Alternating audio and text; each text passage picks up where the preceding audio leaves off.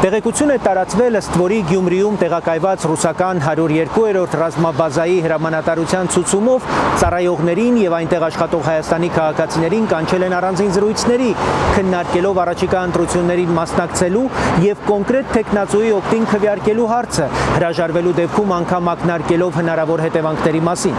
Եթե այս տեղեկությունները հաստատվեն, ապա սա արդեն պարզապես ընտրական գործընթացի խախտում չէ, սա Հայաստանի Հանրապետության ներքին գործերին միջամտության ուղիղ փորձ է։ Երբ օտար պետության ռազմական ներկայությունը ներգրավվում է Հայաստանի քաղաքացիների քաղաքական ընտրության վրա ազդելու մեջ, հարցը դադարում է լինել միայն իրավական։ Սա դառնում է ինքնիշխանության, պետական արժանապատվության եւ ազգային անվտանգության հիմնարար հարց։ Որևէ արտաքին ուժ իրավունք չունի Հայաստանի տարածքում ուղղորդել կամ ճնշել ընտրողի կամքը։ Իսկ եթե այդպիսի գործելավոճ իսկապես կիրառվել է ընդհանուր ճնշման, սպառնալիքի, աշխատանքից ազատելու ակնարկների կամ վերևից տրված կազմակերպված հրահանգների միջոցով, ապա իրավապահ մարմինները պարտավոր են անհապաղ ձեռնարկել լիարժեք, խորքային եւ անաչառ քննություն։ Տեղի ունեցածն անպատասխան թողնելն այլևս տարբերակ չէ, ինչպես տարբերակ չէ նաեւ անգործությունը, որովհետեւ յուրաքանչյուր անարձագանք մնացած միջամտություն դառնում է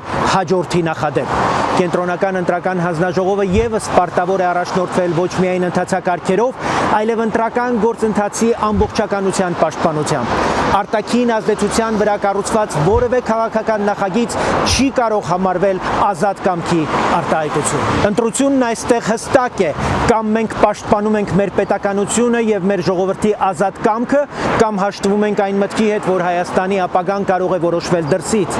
Ազատ ընտրությունը պարզապես սահմանադրական իրավունք չէ, ազատ ընտրությունը պետություն ունենալու, ինքնիշխանություն պահպանելու եւ արժանապատիվ հանրային կյանք կառուցելու հիմնարար պայմանն է։